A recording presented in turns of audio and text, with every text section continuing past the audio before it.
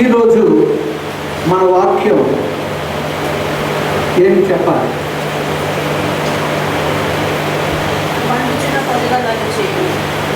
Okay, ఆయన ఉంది పరిశుద్ధ రాజమార్గం. రిఫరెన్స్ ఎంతండి? యెషయా గ్రంథం 35వ అధ్యాయం 8వ వచనం. యెషయా గ్రంథం 35వ అధ్యాయం 8వ వచనం.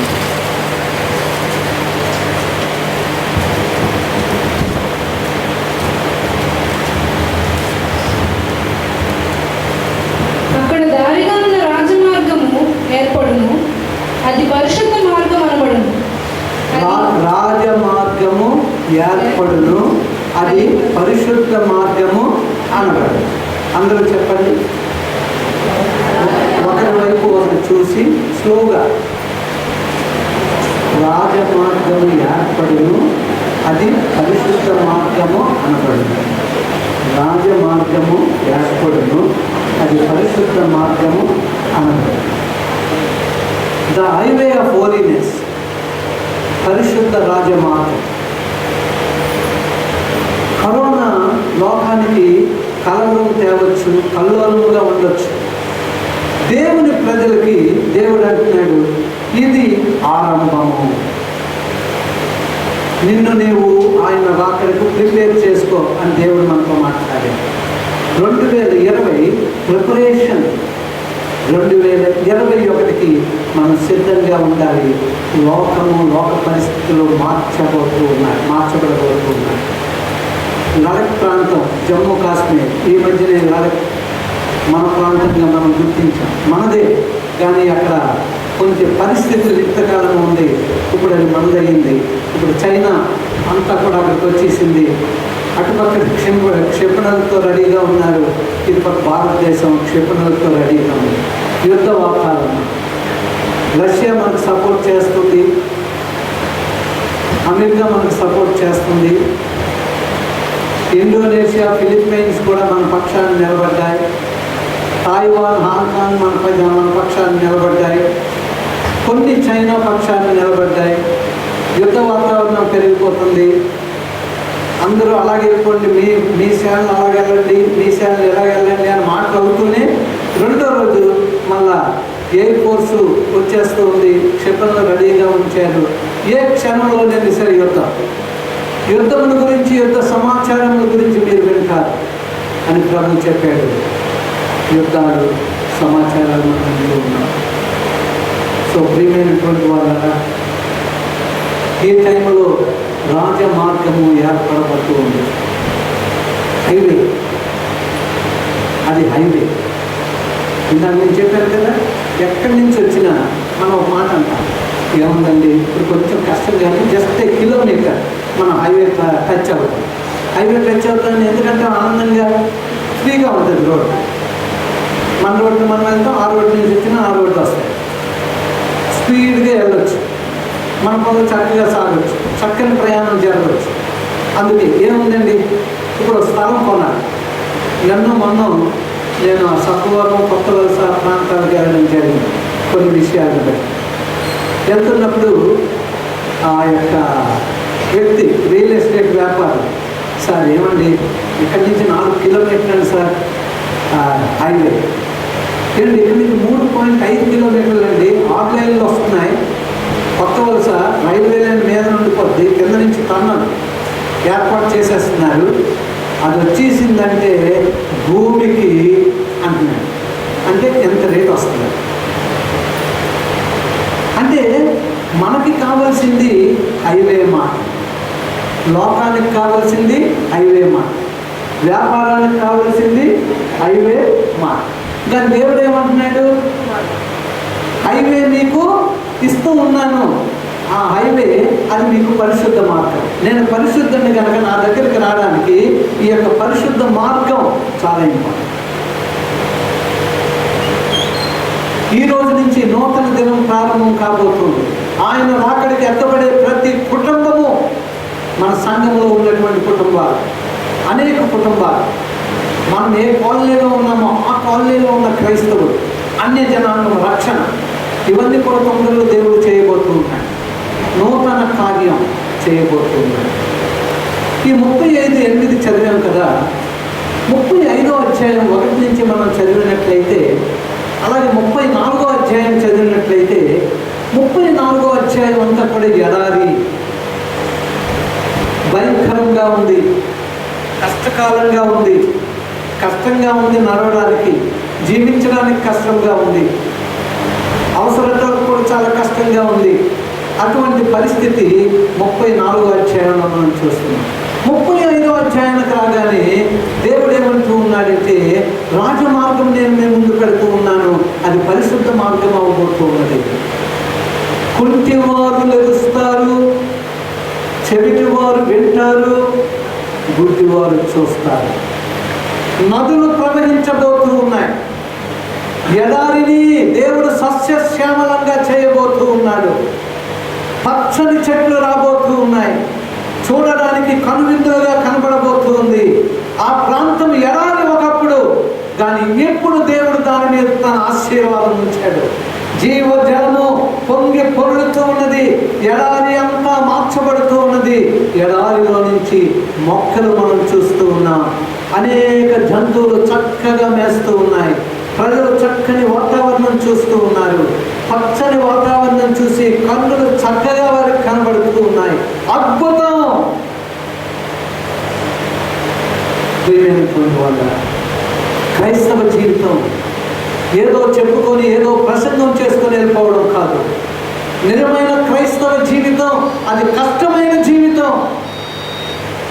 యేసయ్య జీవించాడు, కష్టాలు గుండా వెళ్ళాడు, చివరికి ఎవరు చేయలేని ఆ యొక్క శిలువ యాగం చేశాడు.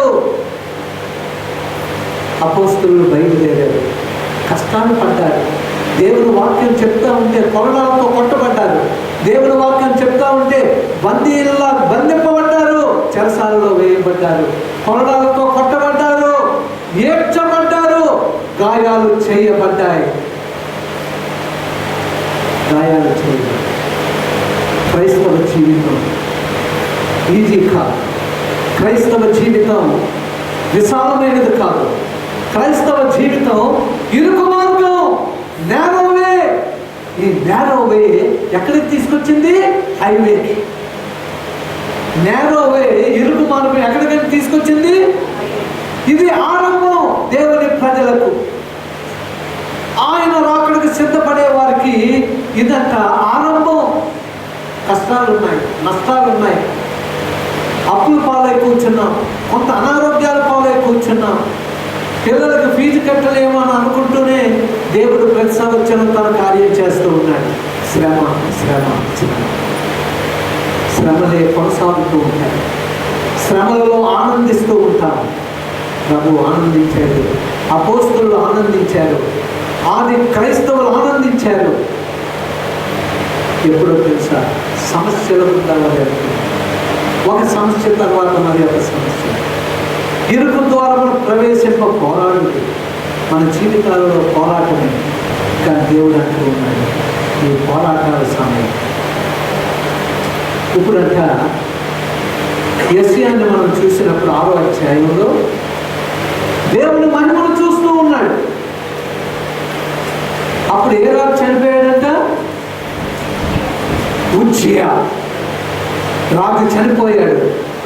ప్రవక్త దర్శనం చూస్తూ ఉన్నాడు. రాజకీయాలు, రాజులు, వారి యొక్క పాలన, విపత్కరమైనటువంటి పరిస్థితిలో ప్రజలు ఉన్నారు, బాధింపబడుతూ ఉన్నారు. ఒక పక్క ఏదో ఇస్తున్నానంటూ ఉన్నారు, ఒక పక్క ఏదో తీసుకుంటూ ఉన్నారు. ఒకరోజు చాలా బాగుంది పరిపాలన అంటున్నాం, రెండో రోజు ఏంటిది అని అనుకుంటూ ఉన్నాం. అస్థిరమైన ప్రభుత్వాలు. ఇనుము మట్టి కలిసి ఉన్నది, ఇనుము మట్టి పొసగదు. చివరి దినాలలో ఉన్నాం. దానియేలు చూసినటువంటి ఆ యొక్క విగ్రహం చివరి పరిస్థితుల్లో ఉన్నాం. పొసగదు. ప్రభుత్వాలకి పొసగదు, ప్రజలకి పొసగదు, రాజ్యానికి రాష్ట్రానికి దేశానికి పొసగదు. అస్సలు సరిపోదు. శాంతి సమాధానంలో ఉండాలి. ఎందుకంటే ఇనుము మట్టి కలిసి ఉన్నటువంటి పాదాలు. ఇప్పుడు వస్తూ ఉంది చిన్న రాయ వస్తూ ఉంది. ప్రభు అయిన యేసుక్రీస్తు వారు రాకడా దాని మీద పడుతుందండి. అది ముక్కలైపోద్ది, ముక్క చెక్కలైపోద్ది. రష్యా ముక్క చెక్కలైపోయింది. ఒకప్పుడు యునైటెడ్, ఇప్పుడు ముక్కలైపోయింది. ఒకప్పుడు శక్తి, ఇప్పుడు శక్తి లేదు. రాజ్యాల్లో అదే చూస్తూ ఉన్నాం. పైకి వారు గంభీరంగా కనబడవచ్చు, యుద్ధాలలో వీరే గొప్పవారని మనం అనుకోవచ్చు. వారికంటే గొప్పవారు చిన్న దేశాలు, తినడానికి తిండి లేకపోయినా యుద్ధం సామగ్రి వారు రెడీ చేసుకున్నారు. దేశాలు, రాజ్యాలు యుద్ధాల కొరకు వారు సిద్ధపడుతూ ఉన్నారు. సౌఖ్యంగా జీవించాలని, ప్రజలు సుఖంగా ఉండాలని, మంచి ఆహారం భుజించాలని ఎవరికీ లేదు. డాక్టర్లకి చింతంతా నేను ఎలాగ డబ్బు సంపాదించాలి. ఎవ్వరు కూడా న్యాయముగా జీవించరు, సహకరించరు. ఈ మధ్య కాలంలో కరోనా వచ్చినప్పుడు 1-2 రోజులు పోద్దేమో అని 6 రోజులు ఒకటే పంచకాలు. ఏంటండి?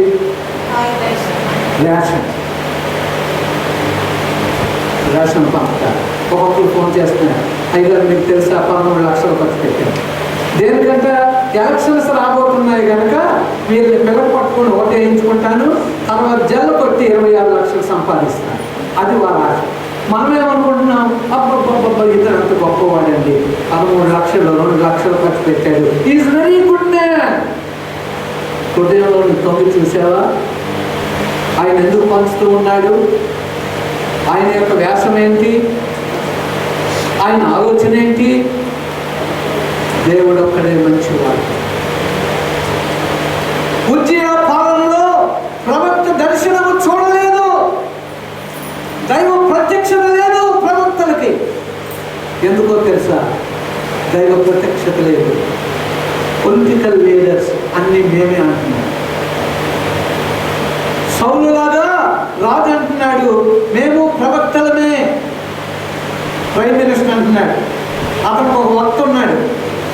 ప్రైమ్ మినిస్టర్ మోడీ ఏమి చేశాడండి? ఎవరైనా ప్రపంచంలో చేయగలరా? He's great, for him nothing is impossible అంటున్నాడు. అప్పుడు యేసు ప్రభువు మోడీ అనుకున్నాడు, for him nothing is impossible అంట. ఇటువంటి నాయకుడు ఉంటాడా? ఇటువంటి తంత్రం చేసేవాడు ఉంటాడా? అయ్యో చైనా పారిపోతున్నాడు అంటున్నాడు ఈ వక్త. 2వ రోజు అంటున్నాడు మళ్ళా చైనా ఇక్కడే ఉన్నాడు అని. 3వ రోజు అంటున్నాడు అబ్బా ఏది తంత్రం అండి మోడీ గారిది, ఓ శత్రువులు అందరూ పారిపోయారు అంటున్నాడు. 4వ రోజు ఇచ్చినట్టు ఇవన్నీ మీరు చూడడం లేదు, మరి చూశారని అంటున్నాడు. ఎందుకు ఇలా జరుగుతుందో, అమ్మో చైనా వాడు మంచివాడు కాదు, వెళ్ళిపోతాను అంటున్నాడు. ఇంకా ముందుకు వచ్చేస్తున్నాడు. యుద్ధం తప్పదేమో. ఇదంతా కూడా ప్రవక్తలు లేరు. ప్రైమ్ మినిస్టర్ గొప్ప, ప్రెసిడెంట్ గొప్ప. కొన్ని యొక్క దేశాలు ప్రెసిడెంట్ పాలన ప్రేమైనటువంటి వాళ్ళు. ఇప్పుడంట ప్రభువు రాకడా ప్రవక్తలు లెగుస్తూ ఉన్నారు. ఎవరు లెగుస్తూ ఉన్నారండి? ప్రవక్తలు. వాళ్ళు భయపడ్డం లేదు. బైబిల్లో ఉన్న ప్రవక్తలాగా ఇప్పుడు ప్రవక్తలు లెగుస్తూ ఉన్నారు. అన్ని దేశాలలో ప్రవక్తలు లెగుస్తూ ఉన్నారు. ప్రవక్తలు దేవుని యొక్క మాటలు చెప్తూ ఉన్నారు. వారు భయపడడం లేదు. ప్రైమ్ మినిస్టర్స్ పేరు తీసినా పర్వాలేదు, కానీ నా ప్రభువు చెప్పిన మాట నేను పలుకుతాను.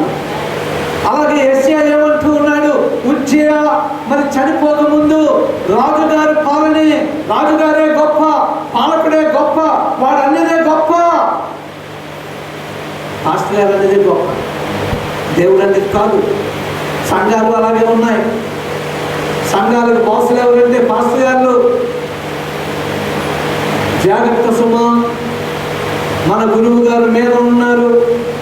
ఒకే ఒక గురువు, ఈజ్ అ ట్రూ గురువు, అది ప్రభు అయిన యేసుక్రీస్తు వారు మాత్రమే. ప్రవక్తలను పంపుతూ ఉన్నాడు. యెషయా, ఉజ్జియా చనిపోయాడు, రాజు చనిపోయాడు, పొలిటికల్ అంతా పోయింది, పొలిటికల్ ద్వారా ఏమీ జరగదు. ఇప్పుడు అర్థమైపోయింది, అందరికి అర్థమైపోయింది. మా రాజనీతి అంతా వ్యర్థం. ఎంతగా ప్రయత్నించినా నేను మునిగిపోతూ ఉన్నాను, ఇంకా నేను గెలవలేను, ప్రజలు నన్ను కొట్టడానికి చూస్తూ ఉన్నారు. ఇంకా పాల్గొనడం. యెషయా ఇప్పుడు దర్శనం చూస్తున్నాడు, ప్రవక్తగా ప్రత్యక్షతను చూస్తూ ఉన్నాడు. రాజు యాక్టివ్గా ఉన్నప్పుడు ప్రవక్తలు యాక్టివ్గా లేరు. రాజు పొలిటికల్ సిస్టమ్ పడినప్పుడు దేవుని యొక్క ప్రవక్తలు, దేవుని యొక్క అపోస్తలులు వారు ఏం చేస్తూ ఉన్నారంటే దేవుని ప్రజలకు దైవ సందేశం అందిస్తూ ఉన్నారు. ఇదిగో రాజమార్గం, ఇది పరిశుద్ధ మార్గం.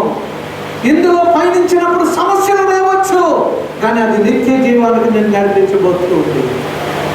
నేనే మార్గమును, సత్యమును, జీవమును, నా ద్వారా తప్ప ఎవ్వరు. ఈ రాజమార్గము యేసయ్య మార్గం మాత్రమే. Only way Jesus. ఒంగోలులో ఆ పెద్ద ఆ డోర్ దగ్గర పెట్టాము, the heavenly way, the highway, అదే జీసస్ వే, అదే పరిశుద్ధమైన వే అని అక్కడ రాసి పెట్టారు. వాళ్ళకి ఇచ్చాం ఆ మాట. ఈరోజు మనకు ఆ మాట ద్వారా మాట్లాడుతూ ఉన్నాం. ఏమో ఎప్పుడు ఒంగోలు గురించి ఏదో ఆలోచించినా ఇక్కడ దేవుడు గొప్ప కార్యం చేస్తాడు.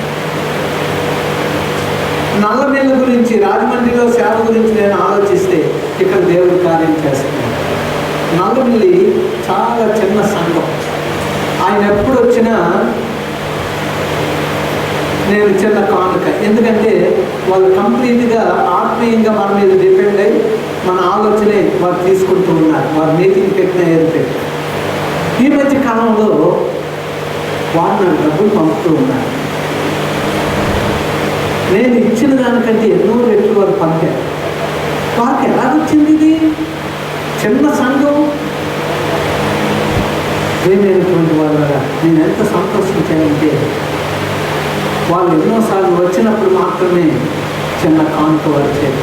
ఎందుకంటే వాళ్ళ ప్రయాణాలకి ఎంతో ఖర్చు పెడుతూ ఉన్నారు. మేము కలిసి ప్రార్థించి వారు వెళ్తూ ఉన్నప్పుడు కానుకలు పెడితే, ఈ కరోనా సమయంలో మనం పంపలేక అయ్యో అని బాధపడుతూ ఉంటే అక్కడి నుంచి వారు డబ్బులు పంపుతూ ఉంటే, హౌ ఇట్ ఈస్ పాసిబుల్, మీరు ఎలా పంపుతూ ఉన్నారు? నేను పంపాలి కదా అంటే ఏమీ లేదండి, దేవుడు మమ్మల్ని ఆశీర్వదించాడు. నాట్ టు వరీ, ఇది దేవుడు పరిచర్య. దేవుడు అంట గొప్ప గొప్ప వారి దగ్గర డబ్బు ఉండొచ్చు, జ్ఞానం ఉండొచ్చు, పరిశుద్ధమైన రాజమార్గం వారి దగ్గర లేదు. యెషయా చూస్తూ ఉన్నాడు. యెషయాలో మార్పు వచ్చేసిందండి. బైబిల్లో చాలా మార్పులు నేను చూపెట్టబోతూ ఉన్నాను. ఆ మార్పుల తర్వాత మన మార్పులు జరగాలి. ఆ మార్పుల తర్వాత మన మార్పులు జరగాలి. దేవుడికి స్తోత్రం కలుగుతారు. ఇప్పుడు మన దగ్గర మీకు ఈరోజు నేను ఇంటికి వెళ్ళిన తర్వాత క్యారీస్ కుటుంబాలకి, సెల్ లీడర్స్కి మన కాలనీస్ అన్నీ కూడా లిస్టు పంపుతారు. ఇలా ఉంటాయి లిస్టు. మీరు ఆ లిస్ట్ నేను పంపిన తర్వాత మీరు దాన్ని జెరాక్స్ చేయించుకోవాలి. అంటే మీరు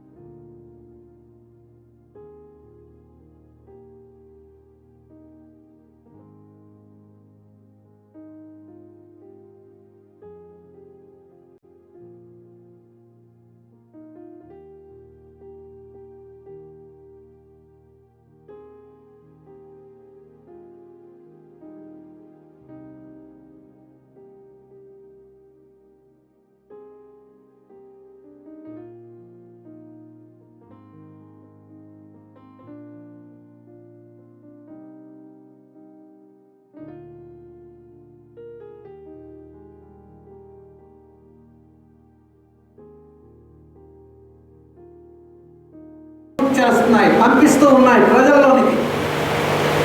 బైబిల్ చదవడం మానేస్తున్నాం, ప్రార్థన చేయడం మానేస్తున్నాం, దైవ సన్నిధి మానేస్తూ ఉన్నాం. పర్వాలేదులే, రేపు ఎలా ఉంటుందో, ఎలా ఉన్నది, కరోనా వచ్చింది ప్రపంచం అందరికీ. ప్రపంచం ఎప్పుడైనా ఆలోచించిందా జ్ఞాపకం చేసుకోండి. ఎన్నో కరోనాలు వచ్చాయి, ఆ కరోనాలు కొంతవరకు మాత్రమే. ఎన్నో వైరస్లు వచ్చాయి, అవి కొన్ని దేశాలకి, కొన్ని ప్రాంతాలకు మాత్రమే. ఇప్పుడు వచ్చిన ఈ తెగులు, ఈ వైరస్ యావత్ ప్రపంచము ప్రభువు రాకడికి ఆరంభం. 24 మత్తయి మనం 3 వారాల నుంచి చూసుకుంటూనే ఉన్నాం. ఈ మధ్య ఉన్నటువంటి దురాత్మల సమూహాలు ఇప్పటి వరకు చాలా యాక్టివ్గా ఉన్నాయి.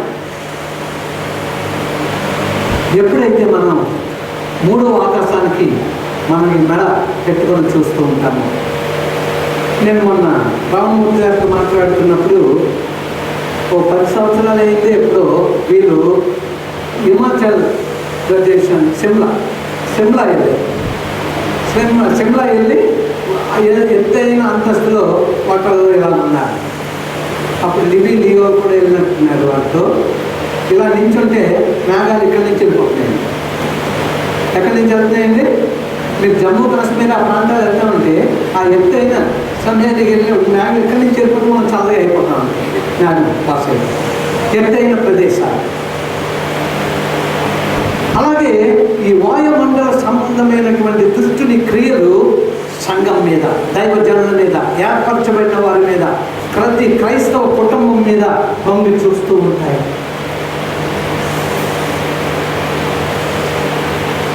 ఎవరు కానీ మధ్య పిల్లలు వాయిస్లు వినిపిస్తారు, దొంగలు తలుపులు తీయొద్దు, మీరు ఎవరి పిల్లలు ఏడుస్తూ ఉన్నారని తలుపులు తీసేలా పీక పట్టుకొని మీ పని అంతే దోచుకొని వెళ్ళిపోతారు. రాత్రులు పిల్లలు ఏడుపు నిలబడితే ఏదో వాళ్ళకి మేలు చేద్దామని అనుకోవద్దు, జాగ్రత్త సుమా. ఇంక ఈ మధ్య తలుపు తీయగానే వెనక నుంచి వచ్చేసి మెకానిక్ నండి అని వచ్చి, ఎలక్ట్రీషియన్ నండి అని వచ్చి, ప్లంబర్ నండి అని వచ్చి వాళ్ళని పొడి చేయడం సీరియల్లో ఇంతకుముందు చూసాం. ఇప్పుడేమో సీరియల్స్ అన్నీ వాస్తవికంగా ఇప్పుడు అన్ని చోట్ల చూస్తున్నాం. హైదరాబాద్లో జరిగిపోతున్నాయి, ఇక్కడ జరిగిపోతున్నాయి. అయ్యో బీహార్లో అంటే వీళ్ళు యూపీ వాళ్ళంట దొంగలు దిగిపోయారు, అంత రాష్ట్ర మొట్టా వచ్చింది, చాలా జాగ్రత్తగా ఉండాలి అని. మా ఇంటి వెనకాల దొంగలు పడ్డారని మీకు చెప్పాను. ధర్మా గారి ఇంటి వెనకాల బీజేపీ ప్రెసిడెంట్ వారు, అంటే మన దేవుడమ్మ వాళ్ళ కూతురు వాళ్ళందరూ, అంటే ఆ ఏరియాలన్నీ వాళ్ళే, మన ఎల్బీ నగర్ ఏరియా అంతా. సో అక్కడ దొంగలు పడ్డారని నేను కూడా మీకు చెప్పాను కదా. చెప్పిన తర్వాత వాళ్ళు ఏం చేశారంటే చుట్టూ మనలాగా గ్రేసు చర్చిలాగా మొత్తం ఏంటవి వేసారు, గ్రిల్. అప్పారావు గ్రిల్స్ ఉన్నాడు మనకి.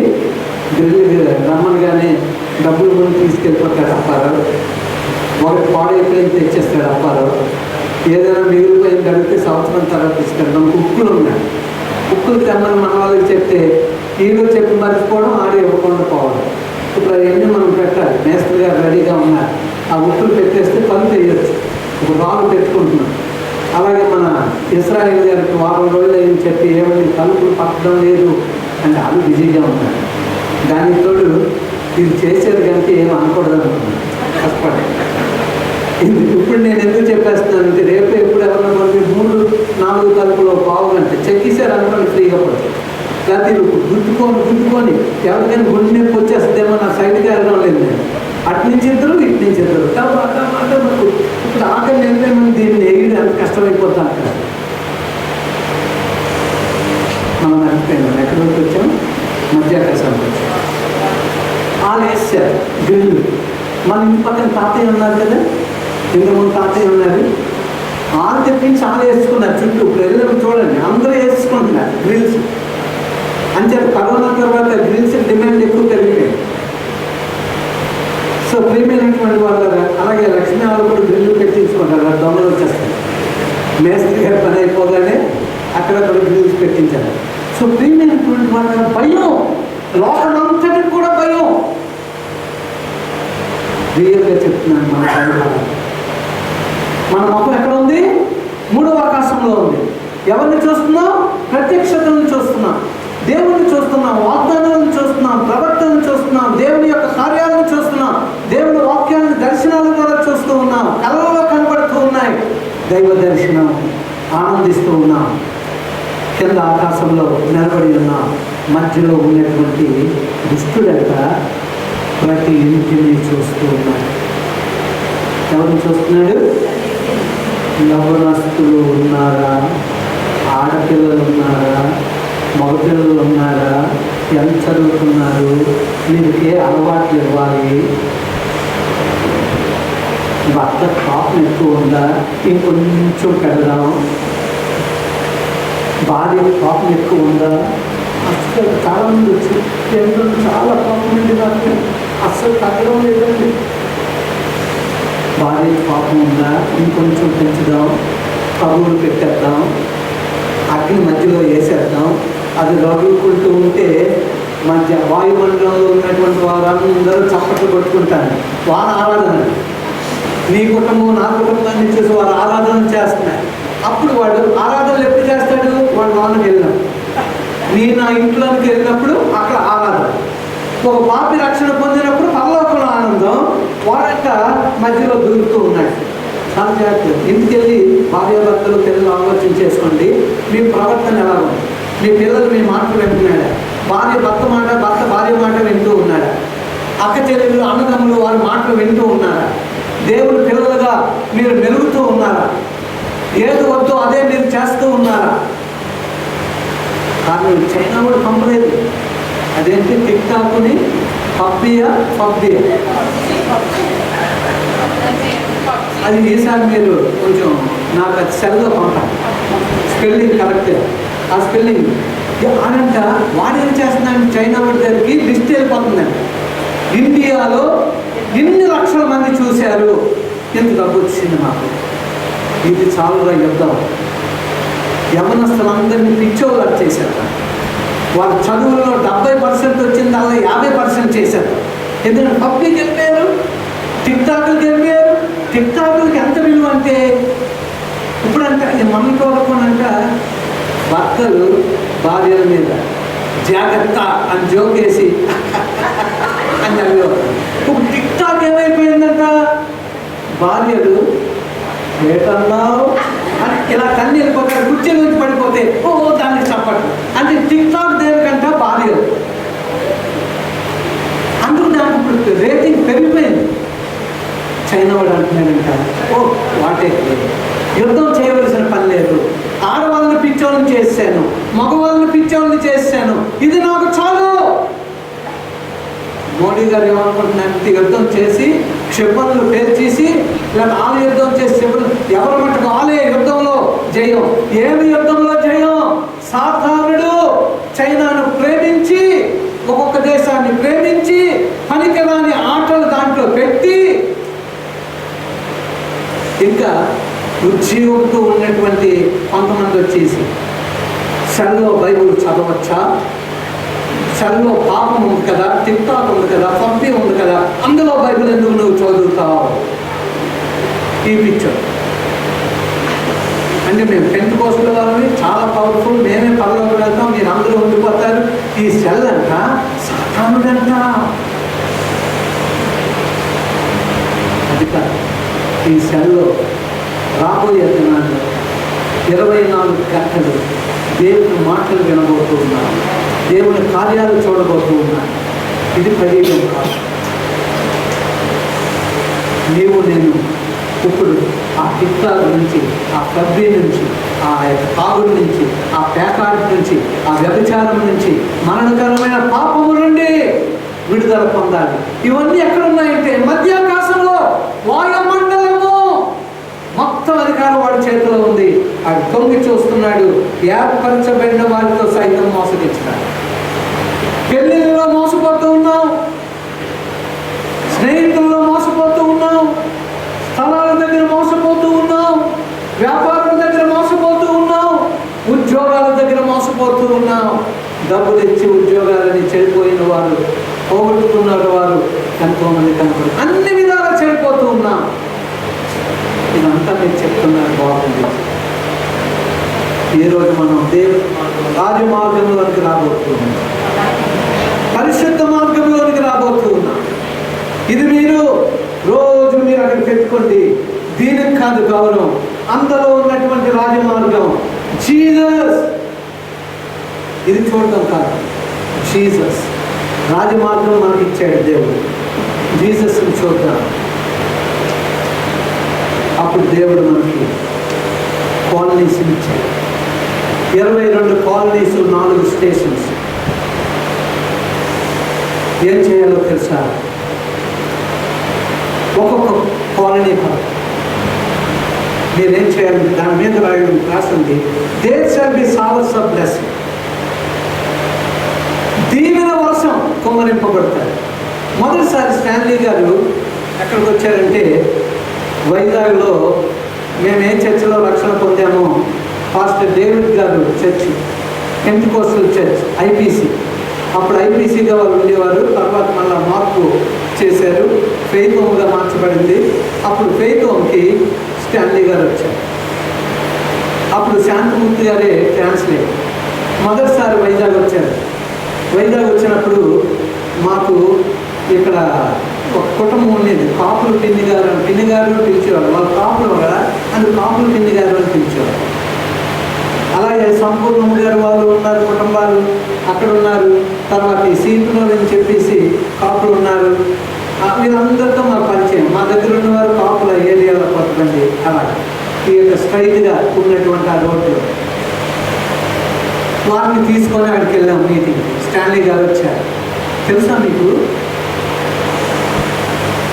స్టాన్లీ గారు మాట్లాడుతూ ఉన్నారు, శాంతమూర్తి గారు ట్రాన్స్లేట్ చేస్తూ ఉన్నారు.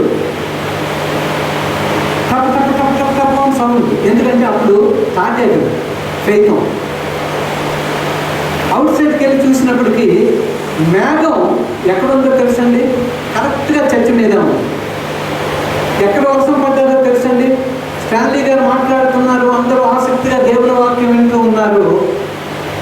దీవెన వర్షం కేవలం చర్చ్ మీదే కురిసింది. అవన్నీ చూసి అన్ని జనాంగం ఆశ్చర్యపోయారు. ఆ ఇద్దరు అబ్బాయిలు రక్షణ పొందారు. అయితే తర్వాత రక్షణకు వారు దూరం అయిపోయారు. వాళ్ళ కుటుంబం ఒకటి ఇప్పుడు కూడా ఇక్కడే ఉన్నది, డ్రైవర్స్ కాలనీలోనే. పెద్ద అమ్మాయి, చిన్న అమ్మాయి కుటుంబం వేరే చోట. ఇద్దరు అబ్బాయిలు కూడా ఒకరు వ్యాపారం, ఒకరు కాపులు పిల్లి గారు అనేవారు. మన కుటుంబం అంటే మంచిది. నాన్నగారు సాక్ష్యం అంటే గొప్పది. మా నాన్నగారు ఈ ప్రాంతాల్లో ఉంటుండగా చనిపోయారు 76 కనుక. సో ప్రియమైనటువంటి వాళ్ళ ఎందుకు ఈ మాటలన్నీ నేను చెప్తూ ఉన్నాను? ఆ చర్చ్ మీద మాత్రమే దేవుని వర్షం. ఎప్పుడైతే ఈ 22 కాలనీస్, 4 స్టేషన్స్ కొరకు దేవా నా చేతులు ఎత్తుతూ ఉన్నాను, వాయుమండల సంబంధమైన ఎటువంటిది ఈ కుటుంబాల్లో తొంగి చూడటం కానీ, ఈ మిషన్ స్టేషన్లో తొంగి చూడటం కానీ, పరిచర్యకు ఆటంకము కానీ ఉండడానికి వీలు లేదు. దేవాని దీవెన వర్షం వారి మీద కుమ్మరించు. ఈ దినము వారి యొక్క మార్గము నీవే ఉండి నడిపించు. ఎప్పుడైతే మీరు ఇచ్చేస్తారో దీవెన వర్షం ప్రతి కుటుంబంలో కూడా కుమ్మరింపబడుతుంది. సాతానుడు ఇంకా తొంగి చూడలేడు. యేసు రక్తం యొక్క ప్రభావం నీ యొక్క గృహంలోనికి వస్తుంది. తగులు ఉండవు, తగాదాలు ఉండవు. నీ పిల్లల భవిష్యత్తు తీర్చిదిద్దబడుతుంది. ఆత్మీయ ఆనందం నీ గృహంలో ఉంటుంది.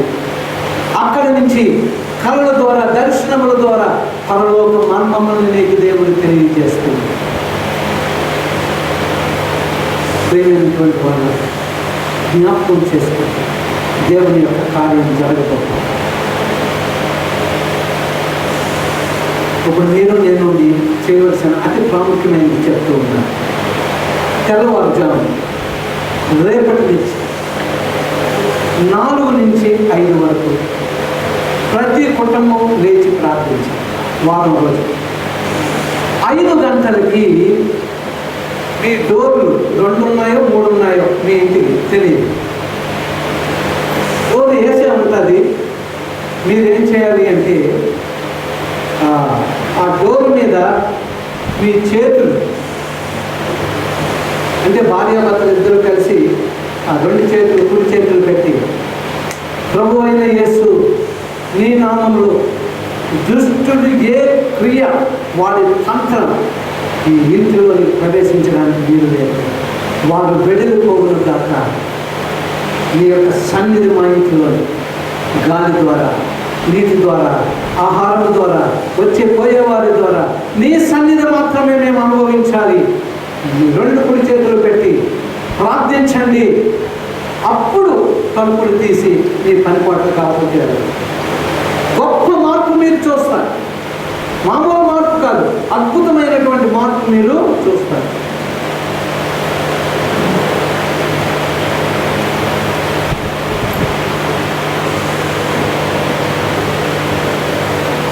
అద్భుతమైనటువంటి మార్పు అర్థమైందండి.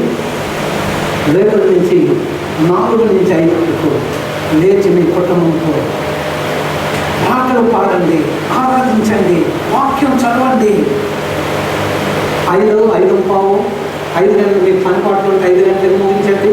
ఒకవేళ మంచి స్పిరిట్ వచ్చేస్తే 5:30 వరకు ఉండండి. అప్పుడు మీ 2 చేతులు భార్యాభర్తలు కుడి చేయ ఇలా పెట్టి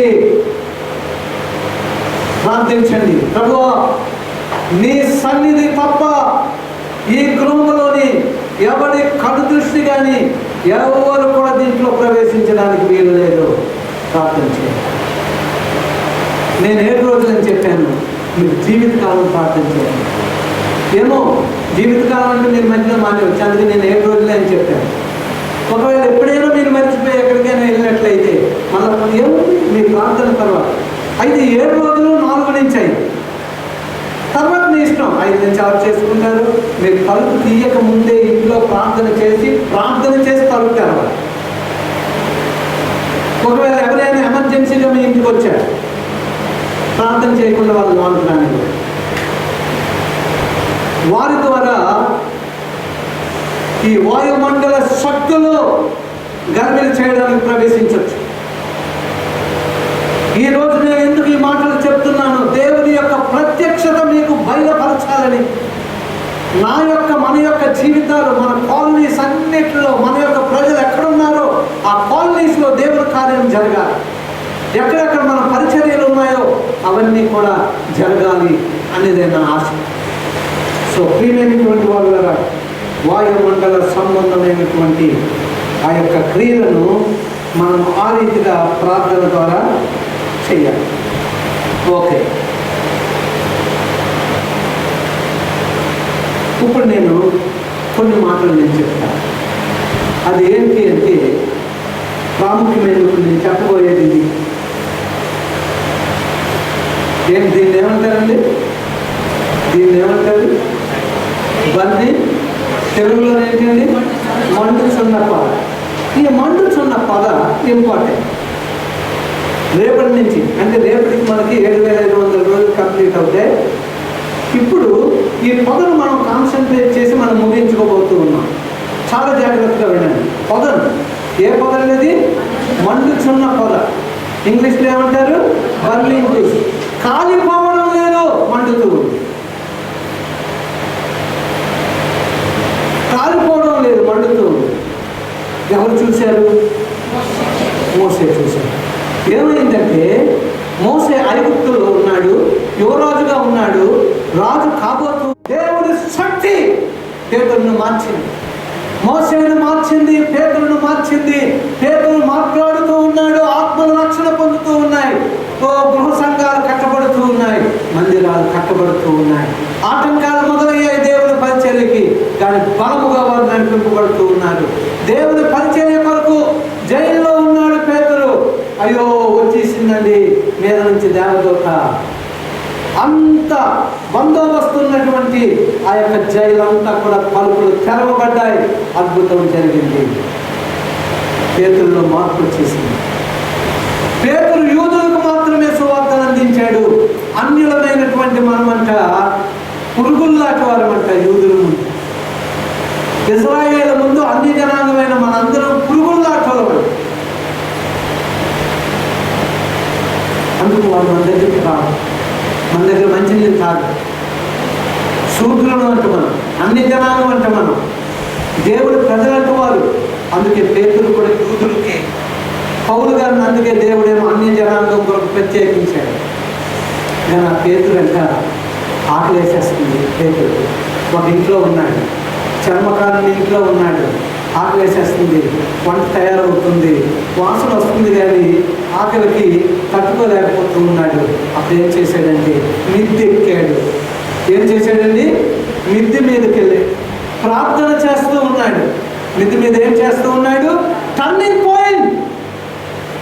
ఒకప్పుడు ఆహారం కొరకు, అబద్ధాల కొరకు జీవించిన వ్యక్తి ఆత్మచేత నింపబడిన తర్వాత మాట్లాడుతూ ఉన్నప్పుడు 3,000 మంది 5,000 మంది రక్షణ పొందేస్తూ ఉన్నారు. దేవుడి సంఘాలు ఏర్పాటు చేయబడుతూ ఉన్నాయి. అయినప్పటికీ నేను యూదులకే చెప్తాను, వీళ్ళందరూ కూడా అన్య జనాంగం, పురుగులాటో, వీళ్ళ దగ్గరికి నాకు సంబంధం లేదనుకున్నాడు. కానీ ఆకలి వేస్తున్న సమయంలో కూడా ఆత్మదేవుడు మిద్ది మీదకి తీసుకొని వెళ్ళాడు. మిద్ది మీదకి తీసుకొని వెళ్తే ఏం జరిగింది చెప్పండి? నేను కాదు,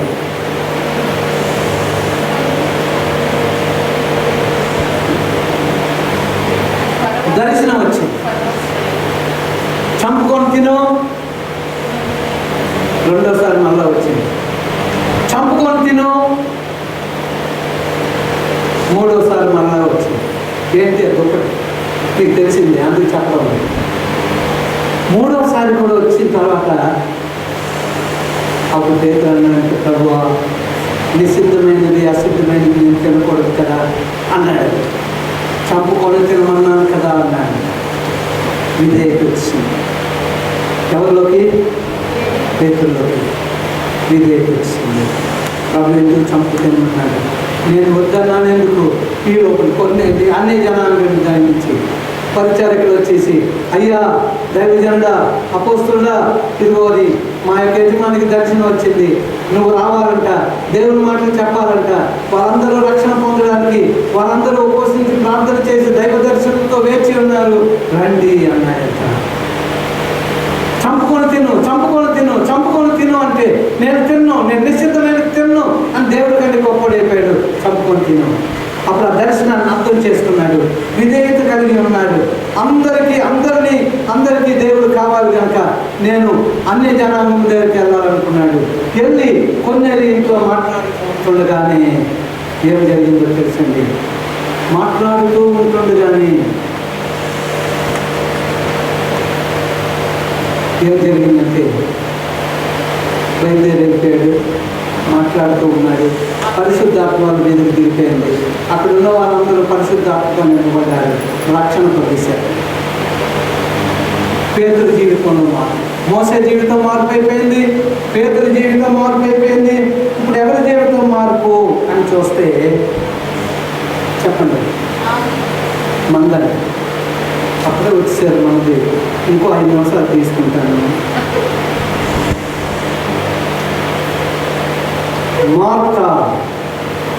మార్తా, లోక సంబంధమైన దాని గురించి నువ్వు ఎందుకు యోచిస్తున్నావు? ఎప్పుడు వంటగదేనా? కరెక్టే, నీకు వంటగదే. కానీ ఈ సమయం మరియను చూడు, నా కాళ్ళ దగ్గర కూర్చొని అవసరమైనది, నిత్యమైనది అయినటువంటి నా మాటలు వింటుంది. మార్తా నొక్కి చెప్తూ ఉన్నాడు, నీ కుటుంబాన్ని నన్ను ఆహ్వానిస్తూ ఉన్నావు, ఆహారం పెడుతూ ఉన్నావు, నా సమయం అయిపోయింది, నేను వెళ్ళిపోవడానికి సిద్ధంగా ఉన్నాను. మరియను చూడు, ఉత్తమమైన దాన్ని ఏర్పాటు చేసుకుంది, నా మాటలకు విలువ ఇచ్చింది, దైవ గ్రంథానికి విలువ ఇచ్చింది, ఆయన నిత్య రాజ్యం గురించి విలువిస్తూ ఉంది. నువ్వు ఇంకా వంటగదిలోనే ఉన్నావా? సోదరి, ఇంకా నీ వంటగదిలోనేనా? నీ పిల్లలకు మార్పు కావాలి, నీ భర్త మారాలి, నీ కుటుంబం మారాలి, కుటుంబం అంతా దేవుడి సేవ చేయాలి. ఏది నీ మార్పు?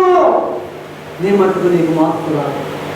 మాత్రం నువ్వు వంటగదిలోనే ఉంటే మార్పు రాదు. కొంచెం ప్రార్థనా జీవితం నువ్వు పెంచుకోవాలి. నువ్వు ప్రార్థనలో తగ్గావు కనుక ఎక్కట్లు ఇబ్బందులు వచ్చేసాయి. కొద్దిసేపు ప్రార్థిస్తే, కొంతకాలం ప్రార్థిస్తే గొప్పదానం అయిపోయావా, గొప్పవాడు అయిపోయావా? ప్రియ దేవుని సంగమా, ప్రియ దేవుని కుటుంబమా, ప్రతి వ్యక్తితో దేవుడు మాట్లాడుతూ ఉన్నాడు. మార్త ఉత్తమమైన దాన్ని చెల్లి ఏర్పాటు చేసుకుంది. వెంటనే మార్త దేవుని మాటలేదు. నీవు వింటున్నావా సోదరి సోదరుడా? గొప్ప మార్పు. 21 సంవత్సరాలు అయిపోయింది, మనలో మార్పు లేదు, నాలోనే కూడా మార్పు లేదు. ప్రభువా ఏడుస్తూ ఉన్నాను, ప్రభువా ఇంకా నేను చాలా విషయాల్లో పాపంలో ఉన్నాను, చాలా విషయాల్లో నీకు వ్యతిరేకంగా ఉన్నాను, చాలా విషయాల్లో ఆత్మీయంగా బలహీనంగా ఉన్నాను. నీవు నా నుంచి కోరినంత నేను లేనయ్యా, నన్ను జ్ఞాపకం చేస్తాను. Give me the spirit that will overflow from మీ. నీవు నాకు ఆత్మచేతి ఎంతగా నింపుతావంటే నా కడుపులో నుంచి జీవజల నదులు పొంగి పొరలాలయ్యా. అటువంటి అనుభవం నీవు నాకు అనుగ్రహించండి అని ప్రార్థిస్తూ ఉన్నాను. నేనంత భక్తి గలదానని కాదేమో అని నేను అనుకుంటున్నాను. ఇక్కడ ఇంకో మాటని జ్ఞాపకం చేస్తాను. మొర్దెకాయ అంటున్నాడు, ఎస్తేర్ చిన్న అంటున్నాడు, ఎస్తేర్ యూదులకి చావు దగ్గరికి వచ్చింది, దేవుని ప్రజలకి. నువ్వు రాజకుమారిగా అంటే రాణిగా నువ్వు రాజాస్థానంలో ఉన్నావు. దేవుడు నిన్ను ఈ సమయం కొరకే అక్కడ ఇచ్చాడు. ఈ సమయం కొరకే. ఎస్తేర్, నువ్వు ఈ సమయాన్ని తెలుసుకోకపోతే, ఈ సమయం గురించి నువ్వు ప్రార్థించకపోతే, నీ ప్రజల గురించి నువ్వు గోజాడకపోతే, నీ ప్రజల గురించి నువ్వు విజ్ఞాపన చేయకపోతే ఇంకొకరిని దేవుడు ఇస్తాడు. ఈ సమయం కొరకే దేవుడు నిన్ను రాణిగా చేశాడని మర్చిపోయాడు. అప్పుడు ఎస్తేర్ ఏం చేస్తుంది? ఇదిగో నా పనికర్తలతో సహా నేను ఉపవాసం ఉండబోతూ ఉన్నాను, నా ప్రజలందరినీ కూడా ఉండమని చెప్పండి చిన్నానా. అప్పుడు ఏం జరిగింది? క్రూరుడైనటువంటి ఆమాను ఏం చేయబడ్డాడు అంటే ఉరికంబం తయారు చేశాడు మొర్దెకాయ కొరకు. రాజుగారు కన్నయ్య ఉరికంబం. దేవుని ప్రజలందరూ రక్షింపబడ్డారు. అన్ని జనాలు దేవుని ప్రజలను పట్టుకొని మేము మీతోనే ఉంటాము అన్నారు. చావుకు సిద్ధమైన దేవుని ప్రజలు ఒక్క క్షణంలో మారిపోయారు. అన్ని జనాలు మీతో మేము ఉంటామన్నారు. కారణం ఏంటో తెలుసా? ఎస్తేరు ఆ సమయాన్ని గుర్తించి ప్రార్థించి మార్పు వచ్చేసింది.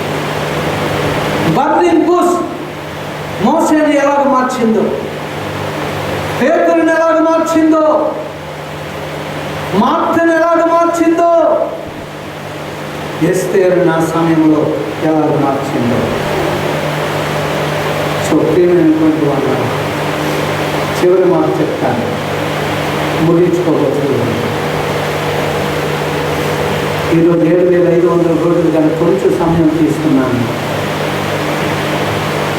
చివరిగా చెప్తున్న మాట చాలా జాగ్రత్తగా మీరు వినాలి అని మనం చేస్తాం. దావీదు గొర్రెల కాపరి. దావీదు గొర్రెల కాపరి. సమూయేలు అభిషేకించాడు. కాపరి రాజైపోయాడు. సమూయేలు గొర్రెల కాపరి అయినటువంటి, పొట్టివాడైనటువంటి, చిన్నవాడైనటువంటి, అందరికంటే ఆఖరివాడైనటువంటి, పశువులను కాసుకున్నట్టు, గొర్రెలను కాసుకున్నటువంటి వాడిని దేవుడు అభిషేకించాడు. రాజుగా అభిషేకించాడు. గొప్ప మార్పు వచ్చేసింది. రాజు కాపరిలో మార్పు వచ్చేసింది. చిన్నవాడే కానీ ఆత్మీయంగా ఆలోచిస్తున్నాడు.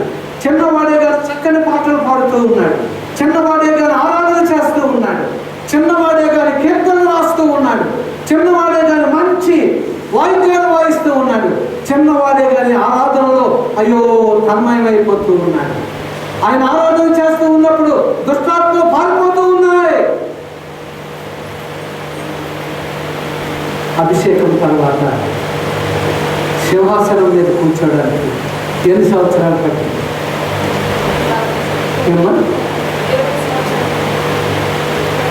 కరెక్ట్గా చెప్పడానికి ప్రయత్నించండి. ఇంకా కరెక్ట్గా చెప్పడానికి ప్రయత్నించండి. 17 సంవత్సరాలు పట్టింది ఆ సింహాసనం మీద కూర్చోడానికి. అభిషేకం తర్వాత ఎన్నో మార్పులు. దాని తర్వాత తండ్రి ఆ యొక్క సింహాసనం మీద కూర్చోండి. ఎన్నో రకాలైనటువంటి పరిస్థితులు ఉన్న పరుగులు పెట్టవలసి వచ్చింది. ఆయన ఎదుర్కోవలసి వచ్చింది. ఈ పరిశుద్ధ మార్గంలో నడవడానికి మనకి ఎన్ని సంవత్సరాలు పట్టింది? 21 సంవత్సరం. వీళ్ళందరూ మార్పించిన దేవుడు నీలో నాలో 21 సంవత్సరాలు ఈ యొక్క సేవా జీవితంలో 7500 రోజులు. ఎందుకు ఇది మొదలు పెట్టారో తెలుసా? కొంతమంది ఏమన్నారంటే 7500 దేనికండి, 10,000 అయితే బాగుంది కదా, ఇంకేదో 9,000 అలాగైతే బాగుంది కదా, కరోనా కష్టకాలంలో ఇది దేనికండి? దేవుడు మాట్లాడి 21 సంవత్సరం. ఇది మన జీవితానికి టర్నింగ్ పాయింట్. కరోనా ఇది ప్రారంభం. క్రైస్తవ్యానికి, క్రైస్తవ జీవితానికి, దైవజనుని జీవితానికి ఒక గొప్ప మార్పు రాబోతుంది.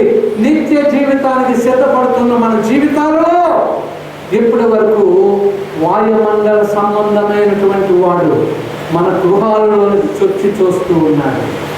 అప్పులు చేస్తూ ఉన్నాం, తెప్పలు పడుతూ ఉన్నాం, బ్రతుకులు బాగుపడడం లేదు, ఆర్థికంగా ఎదగడం లేదు, జబ్బులు పాలైపోతున్నాం, డబ్బులు అయిపోతూ ఉన్నాయి, భక్తిలో స్థిరం లేదు, మనుషులను చూస్తున్నాం, ప్రభువుని ఎవరు చూడటం లేదు. మార్త నీవెందుకు అన్ని పనులు పెట్టుకుని ఉన్నావు? నేను ఉండను కదా, నీ చెల్లి చూడు ఉత్తమమైన దాని, నీకు నాకు ఉత్తమమైన. ప్రతి ఒక్కడూ ప్రభువుని ప్రశ్నించడమే. ఈ మధ్యకాలంలో అన్యుడు ప్రశ్నించడమే, క్రైస్తవుడు ప్రశ్నించడమే, శిష్యులు కూడా ప్రశ్నించారు. మీకు ఒకసారి అది ఇచ్చేదేమో. స్టాన్లీ గారి లిస్టులో శిష్యులు ఎన్ని ప్రశ్నలు వేశారు ప్రభువుని. ప్రతి ఒక్కడూ ప్రశ్నించడమే ప్రభువుని. జ్ఞానం లేని మనము ప్రభువుని ప్రశ్నించడం ఎంత బుద్ధి తక్కువ అండి. ఎందుకు ఇలా జరిగిందని అడగకూడదు, ఎందుకు నాకు ఈ జబ్బుని అడగకూడదు. దైవజనులు యాక్సిడెంట్లో చనిపోవడం లేదా, దేవుడి పిల్లలు క్యాన్సర్ వ్యాధులతో చనిపోవడం లేదా, దేవుడి ప్రజలు ఇంకొక రీతిగా చనిపోవడం లేదా, గుండె జబ్బులతో చనిపోవడం లేదా, విపత్కరమైన పరిస్థితుల్లో చిక్కుకొని చనిపోవడం లేదా. కొంతమంది దైవజనులు, సేవకులైన వారు, విశ్వాసులు కూడా ఆత్మహత్యలు చేసుకోవడం లేదా. అయితే దేవుడు అన్నీ అలౌ చేస్తున్నాడు. అదే టైంలో మానసిక ఒత్తిడికి గురైపోతున్నారు చాలామంది. ప్రార్థనలు లేకపోవడం, నీవు ఇష్టానుసారంగా ప్రార్థన చేయకుండా తలుపులు తీసేస్తే వాయుమండల సంబంధమైనటువంటి వాళ్ళు లోపలికి వస్తారు. అందుకే ప్రభు అంటున్నాడు పాత నిబంధన కాలంలో మీరు ఆ రక్తము రాయండి, రక్తం రాసిన తర్వాత బయటకు మీరు తెల్లవారిన వరకు రావాలి. తెల్లవారిన వరకు ఏం చేయాలి? ప్రార్థన చేయాలి. సంహారకు దాటి వెళ్ళిపోతాడు, దుష్టుడు దాటి వెళ్ళిపోతాడు. అప్పుడు మీ పరుగులు తెరవాలి. ప్రియమైనటువంటి వాళ్ళు భయపడవలసిన పని లేదు. భయపడితే సాతానుడు వస్తాడు. కొంతమందికి అక్కడ మా ఇంట్లోకి వచ్చేస్తాను, అక్కడికి ప్రార్థన చేసి దేవుడు నీకు అధికారం ఇచ్చాడు, అది ఇంట్లోకి రాకుండా నీకు అధికారం ఇచ్చాడు. దేవుడి యొక్క రక్తం మన మీద ఉంది, మన గుమ్మాల మీద ఉంది. మనం రాయవలసిన పనే లేదు, నోటితో అంటే చాలు. ఏమనాలి? ప్రభువా నీ రక్తంతో ఈ యొక్క ద్వారాన్ని ప్రభువా నీవు నాయన ప్రభువా తాకండి, రక్తంతో స్ప్రింకిల్ చేయండి, శుద్ధీకరించండి, పరిశుద్ధ సన్నిధి ఉంచండి. నీ సన్నిధి నీ పిల్లలు మాత్రమే, నీ కార్యాలు మాత్రమే ఈ మార్గము గుండా జరగాలి, ఈ మార్గము గుండా రావాలి. అది మీ ప్రార్థన. ఎన్ని గంటల నుంచి అండి కుటుంబాలన్నీ ప్రార్థన చేయాలి? 4 to 5. మళ్ళీ వచ్చే ఆదివారం వరకు. వచ్చే ఆదివారం మనం ఇక్కడ కలుస్తున్నామంటే వచ్చే ఆదివారం